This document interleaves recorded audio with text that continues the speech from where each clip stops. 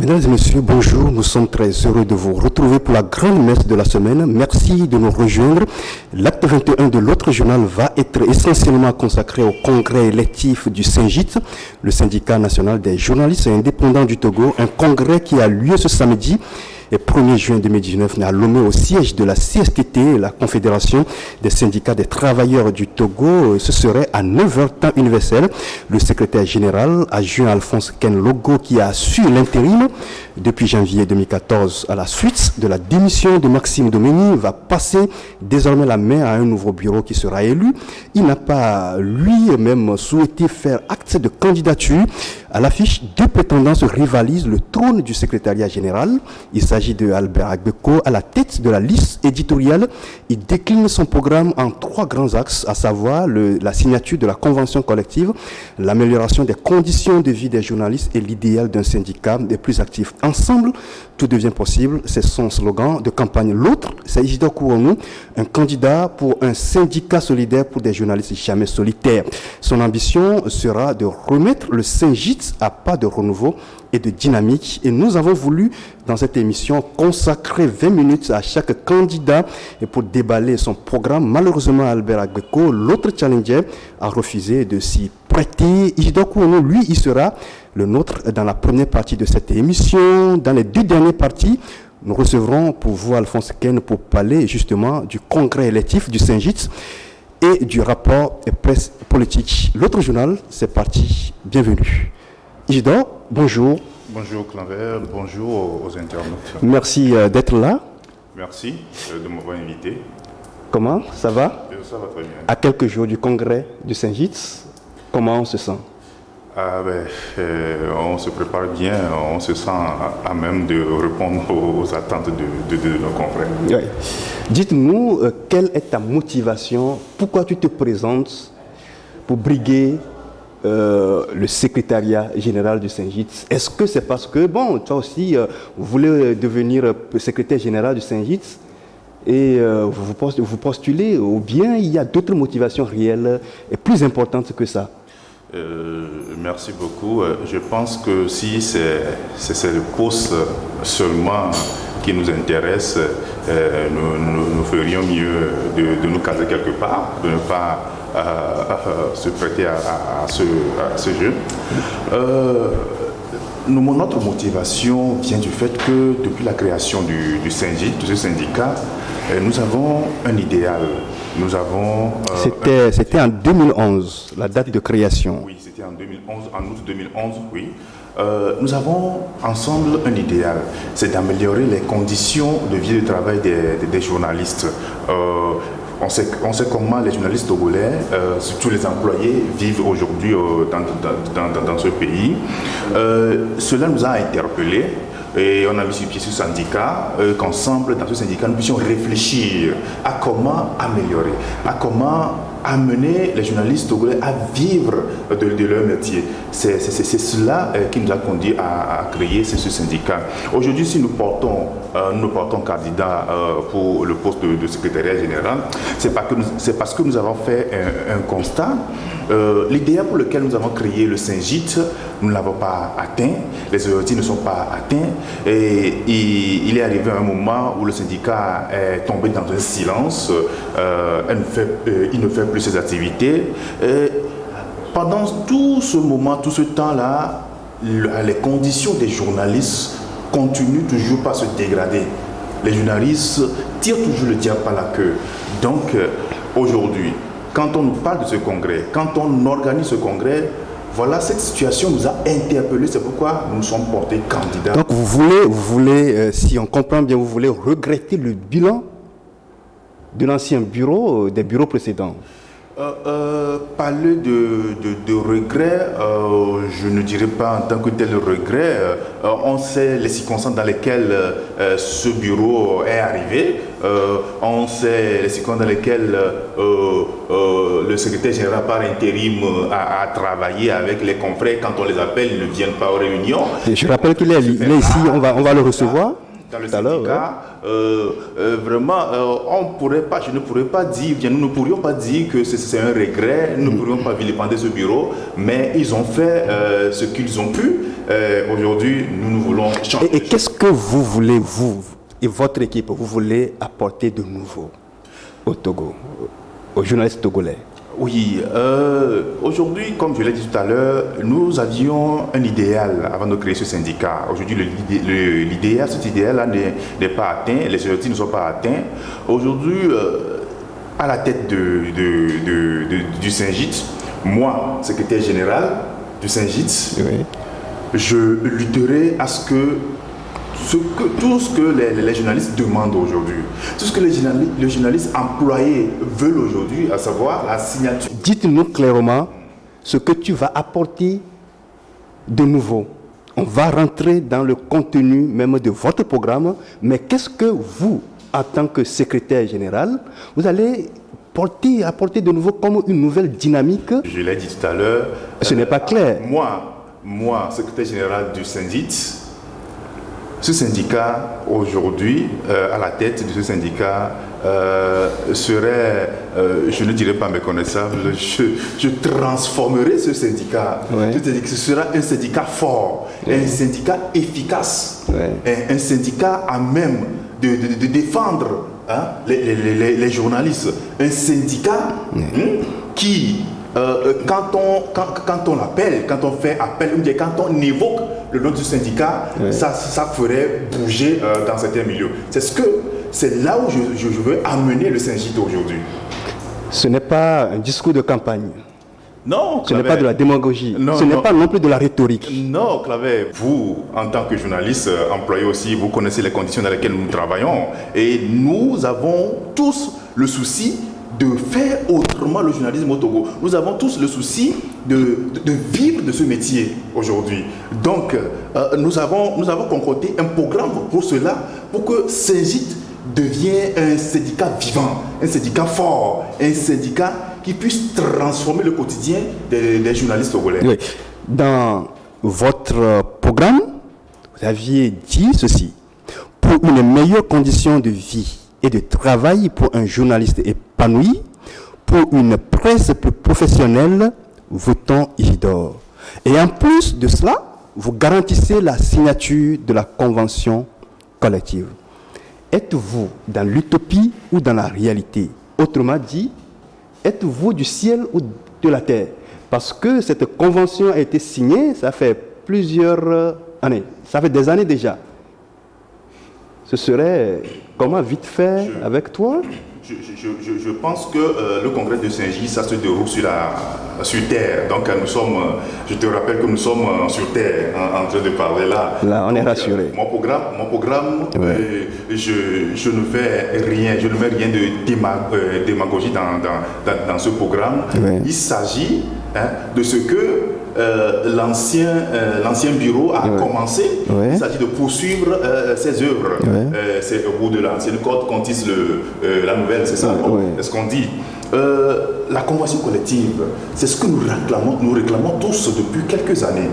Cette convention collective, elle est élaborée, mais elle dort dans les tiroirs. Quand vous approchez les confrères aujourd'hui, tous crient « signez-nous la convention collective ». Parce que dans cette convention collective, cette convention collective renferme toutes les conditionnalités, toutes les conditions à même de procurer aux journalistes employés togolais c'est-à-dire un travail qui puisse leur permettre de vivre noblement.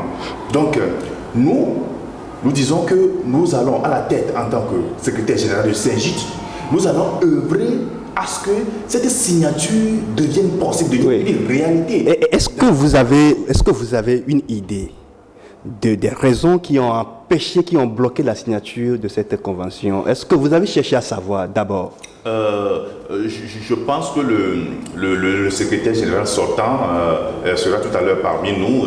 Il va effleurer ou bien... Oui, au moment où vous ne serez pas là, c'est lui seul qu'on va recevoir dans la deuxième partie. Oui, mais je crois que ce document fait peur à un moment donné, a fait peur dans certains milieux. Il y a des patrons qui ne veulent pas concourir à ce que le document soit signé. Les gens évoquent plusieurs raisons, parce que les organes de presse ne sont pas financièrement à même de pouvoir payer les salaires aux journalistes. Selon vous, ces raisons sont fondées? Ces raisons sont fondées. C'est pourquoi nous voulons travailler à ce que nous voulons faire revenir à la raison ces patrons de presse-là. Parce que un journaliste ne peut pas travailler dans un organe, mais sans vivre de ce qu'il fait. Il faut que le journaliste qui fait vivre l'organe, il faut que le journaliste qui anime l'organe. Je précise au passage que ce sont les journalistes employés qui tiennent les organes aujourd'hui. Parce que les patrons, presque tous ces patrons, lors du bouclage, lors de l'élaboration de ces journaux-là, ne sont pas sur place, ne sont pas dans les rédactions. Ce sont les journalistes qui vont sur le terrain, collecter les infos, trier les infos, faire les recherches, et puis se mettre à écrire et nourrir ces organes de presse aujourd'hui. Mais en retour, ils ne bénéficient pas du travail qu'ils font, ce travail très difficile que nous reconnaissons. Sur ce point, Monsieur Isidore Kourounou, dites-nous clairement ce que la signature de cette convention va changer dans le quotidien du journaliste togolais. Concrètement, sans démagogie. Dans la convention collective, il est prévu le salaire. Il faut faire un salaire aux journalistes togolais employés. Parce qu'aujourd'hui, dans la plupart des cas, plus de 90% des organes, dans plus de 90% des organes, les journalistes n'ont pas de salaire. Ils vivent, disons, sur la pige. Sur la pige, parce que c'est quand on boucle le journal qu'on donne quelque chose aux journalistes, comme déplacement au per diem. Je rappelle même ceux qui ont des salaires aussi, ce n'est pas aisé pour eux. Oui, même ceux qui ont des salaires, ce sont des salaires misérables, des salaires qui sont rarement payés. Il y a des journalistes dans les radios, dans les télévisions, comme dans la presse écrite, qui ont des arriérés de salaire. Ils vous approchent, ils vous disent cela. Les patrons ne disent rien. Alors que il y a ces arriérés qui sont dans les organes, mais les patrons, eux, ils roulent. Ils sont aisés, ils font leurs activités, pendant que ces journalistes-là cherchent de quoi occuper leur quotidien. Donc, dans la convention collective, nous pensons lutter pour ce salaire. Il faut faire des salaires aux journalistes. Il faut déclarer les journalistes à la Caisse nationale de sécurité sociale. Il faut faire les assurances aux journalistes. Et il y a beaucoup de choses. Voilà, justement sur ce point d'assurance, qu'est-ce que vous proposez, vous? Parce que le journaliste se livre à des risques quand même, mais on a constaté que voilà ce journaliste qui n'a pas une couverture sécuritaire, une couverture assurance. Qu'est-ce que vous allez faire justement sur ce point-là précis? Oui, justement, vous l'avez effleuré tout à l'heure, le journaliste, quand moi j'ai quitté ma rédaction pour arriver ici, j'ai pris une moto, mais il n'y a pas d'assurance. Disons, nous prenons tous les jours ces risques aujourd'hui. Moi, secrétaire général du Saint-Gitz, je pense avoir des partenaires, des maisons d'assurance, avec qui on va signer des conventions, on va signer des partenariats pour assurer les journalistes togolais, surtout les journalistes employés. Bien sûr, cela demande, on va commanditer une étude pour voir comment la faisabilité de cet aspect de la chose. Je sais qu'il y a des assureurs sur place qui ont déjà proposé cela aux patrons de presse, aux organisations professionnelles de la presse, mais cela n'a pas été fait.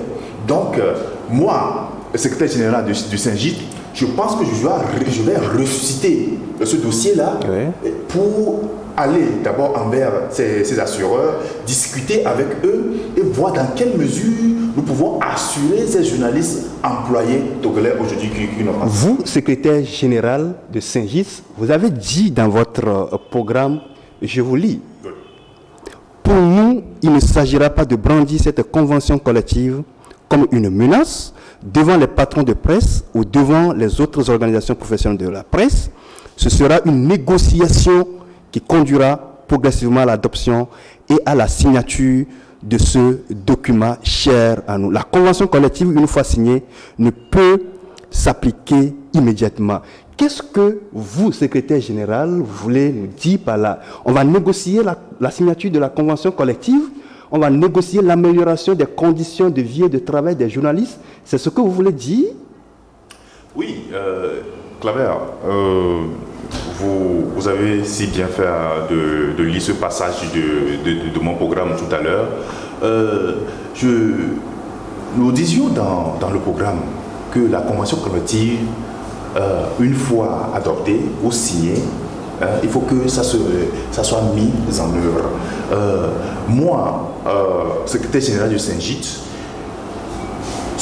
la convention ne sera pas une menace que nous allons brandir. Oui, mais justement, pourquoi? Qu'est-ce que vous voulez dire par là? Soyez précis. Il faut aller pas à pas.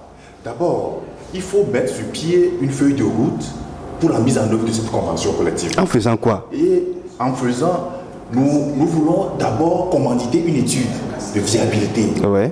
Une étude de viabilité de la presse au Togo. Et ce sera avec des partenaires, des syndicats, des inspections du travail, des organisations de professionnels de la presse, et des patrons de presse et autres là. Et là, après, ensemble, après cette étude-là, nous allons amener chacun à s'approprier les résultats de cette étude-là. Et c'est de ces résultats-là qui va sortir la feuille de route pour la mise en œuvre de cette convention collective. Et je crois qu'arrivé là-bas, tout le monde saura là que voilà ce que nous devons faire, voilà les étapes que nous devons franchir pour arriver à mettre en œuvre la convention collective. Et ce sera une négociation, ce ne sera plus un antagonisme entre journalistes employés et patrons de presse. Ce sera une négociation, une terrain d'entente que nous trouverons ensemble pour la mise en œuvre de et justement, comment vous allez faire pour travailler avec les autres organisations de la presse autour de ce sujet-là? Oui, il suffit seulement de leur tendre la main. Moi, secrétaire général du SYNGIT, une fois à la tête de ce syndicat, nous approcherons ces organisations de presse. D'abord, leur écrire, leur décliner notre programme à la tête de SYNGIT, tenir des réunions régulièrement avec elles, et puis les amener à adhérer à notre programme, à adhérer à notre logique, cette nouvelle logique, ce nouveau dynamisme que nous amenons à la tête de... Dans votre programme, vous l'avez dit, et vous venez de le dire, que vous allez faire un diagnostic, faire l'état de lieu de la presse togolaise, les conditions, etc. Mais quand on fait les études, il peut se révéler un problème qui est connu de tous. La division au sein de la presse. Même les journalistes se divisent pour leur propre intérêt, l'intérêt commun. Et je me rappelle également que l'ancien bureau qui a convoqué plusieurs fois des réunions pour réfléchir sur les conditions de travail et de vie des journalistes, c'est peut-être 8 personnes, c'était peut-être 8 personnes, 10 personnes. Et vous, qu'est-ce que vous allez faire pour surmonter au moins ces obstacles? Oui, les obstacles que vous venez d'évoquer sont réels et ils sont évidents. Je crois que en tant que secrétaire général du SYNGIT, ce serait une sensibilisation permanente des confrères journalistes. Aujourd'hui, un constat est fait et c'est réel. Nous ne pouvons arriver à résoudre nos problèmes. Nous ne pouvons arriver à améliorer notre condition qu'en étant ensemble. Qu'en étant ensemble autour d'un programme, d'un projet. Nous disons toujours que ceux qui nous ont précédés, nos aînés, et ceux qui sont à la tête nous n'accusons personne. Ouais. Ceux qui sont à la tête de nos organisations professionnelles aujourd'hui ont échoué. Vous voyez des organisations professionnelles de la presse aujourd'hui. On va aller à l'essentiel parce que le temps nous talonne. Sont tombés aujourd'hui dans le silence Ouais. parce qu'il n'y a plus d'activité. Donc aujourd'hui, voilà ce que je viens de dire, il faut sensibiliser, il faut former, il faut aller vers ces journalistes-là qui hésitent encore, qui ne croient pas au Syngit, qui ne croient pas aux actions que peut mener le Syngit pour améliorer les conditions, pour les rassembler autour de cette idée-là, de ce projet, de ce programme-là. Monsieur Kouanou, vous, secrétaire général du Syngit, oui ou non, vous êtes sûr que durant votre mandat, la signature de la convention collective serait effective? Oui ou non? Moi, secrétaire général du Syngit, oui. Durant mon mandat, je promets à mes camarades, je promets à mes collègues, à mes confrères journalistes que la convention collective sera signée. On espère que ce ne sera pas de l'utopie. Non, je suis sûr de ce que je dis. J'ai la conviction qu'ensemble sur ce projet, ça va devenir une réalité. Et nous aurons la convention collective et nous aurons nos conditions de travail de vie améliorées. Est-ce que vous mesurez la taille, la lourdeur de la tâche qui vous attend sur ce sujet? Non, nous sommes conscients de ce défi-là. Voilà. Nous sommes conscients des défis qui nous attendent. Et nous sommes prêts à les relever. Nous sommes prêts à passer par tous les moyens. Même si c'est pour bousculer certains, pour arriver à cet idéal. Un autre point de votre programme, vous mettez l'accent sur la formation. Ce n'est pas nouveau. Les journalistes sont formés quotidiennement. Mais comment parler de la vertu devant un ventre affamé? Qu'est-ce que vous allez apporter de particulier à la formation? Nous avons remarqué aussi aujourd'hui qu'il y a la formation, ça fait défaut de la corporation, ce qui amène des confrères à se voter dans un tel dérapage. Ouais. Donc aujourd'hui, nous centralisons nos actions aussi sur la formation. Ouais. Il faut former les journalistes. Nous allons toujours, comme ce sont des trucs traditionnels, ouais. Nous avons toujours organisé des séminaires de formation, des ateliers et autres là, entre nous-mêmes, des discussions, des colloques, pour nous rappeler à chaque fois les règles, les principes qui régissent ce domaine-là. Ouais. Et il y a aussi des formations, des nouvelles formations, de nouveaux genres journalistiques qui s'introduisent dans le métier aujourd'hui. Ouais. Nous allons permettre à nos confrères de pouvoir s'approprier ces genres de... Donc sur ce plan, vous allez solliciter l'appui financier des partenaires. C'est ça? Bien sûr, bien sûr. Il y a plusieurs partenaires aujourd'hui sur place ou à l'étranger dont nous allons faire. Donc votre équipe va travailler à cela? Bien sûr, il suffit d'avoir un projet. Ouais. Il suffit de s'asseoir, de concevoir un projet bien lourd pour convaincre ces partenaires-là, pour les amener à vous soutenir. Un autre défi que vous voulez relever, c'est doter le Syngit d'un siège. Oui, notre idéal aujourd'hui, c'est que notre syndicat, cher à nous, ait un siège. Quand on parle de Syngit, que tout le monde, même si la personne n'est pas journaliste, ait une idée de ce que c'est que la Syngit, où ça se trouve. Donc, nous voulons concevoir un projet et aller vers les partenaires pour financer ce projet-là, pour la construction d'un siège pour les Syngit. Parce qu'un syndicat sérieux, un syndicat fort doit avoir une représentation morale et physique. Vous, secrétaire général de Syngit, si à vos premières activités, quel serait d'abord le premier point qui va meubler vos premières activités? Moi, secrétaire général du Syngit, les premières activités, je crois que, comme je l'ai dit tout à l'heure, notre principal, ou bien, comment on dit ça, notre principal défi, c'est la convention collective.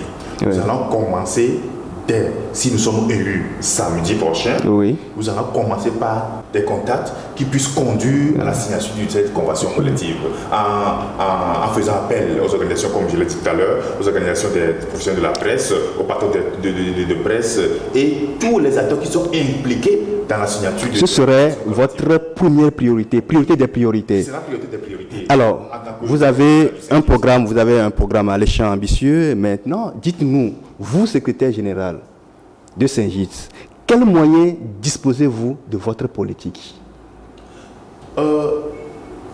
Moi, secrétaire général de Saint-Gitz, seul, je ne peux pas arriver à cet idéal-là. Je ne peux pas arriver à atteindre ces objectifs-là.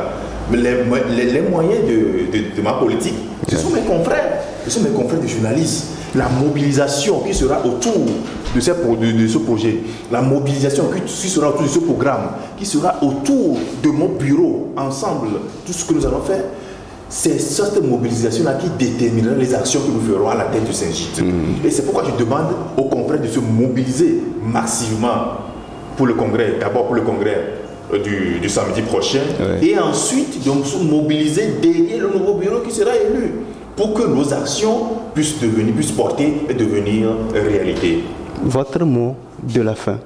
Mon mot de la fin, c'est de dire merci d'abord à vous qui nous avez invités sur ce plateau, d'y féliciter le bureau sortant pour le travail qu'il a battu. Ensuite, lancer un appel aux confrères pour le congrès de samedi prochain. Venez, élisons nos prochains dirigeants du Saint-Gitz et mobilisons-nous derrière le nouveau bureau pour que nous puissions atteindre nos objectifs, pour que nous puissions avoir un syndicat fort, un syndicat efficace, un syndicat à même de bousculer sur le plan. Le bureau, le secrétaire général par intérim sortant dit qu'il est disposé à travailler avec l'équipe qui serait élue. Oui, sur ce plan, je pense que j'ai déjà fait appel au secrétaire général sortant. Ouais. C'est une très belle question que tu as posée là. Le moment venu, nous lui ferons appel. Il sera une pierre angulaire dans notre bureau, ou bien pour accompagner notre bureau à réussir ces défis. Merci Isidore Kouanou, merci d'avoir répondu à notre invitation et on vous souhaite bonne chance dans votre course pour l'élection à la tête de Saint-Gitz samedi prochain. On vous souhaite bonne chance et on va se retrouver samedi après pour en parler. Chers internautes, merci. Nous sommes arrivés à la fin de cette première partie. Nous recevons dans la deuxième partie Alphonse Ken. Il est là, il va passer tout à l'heure sur le plateau et on va discuter, rester à notre compagnie. On se retrouve dans quelques secondes.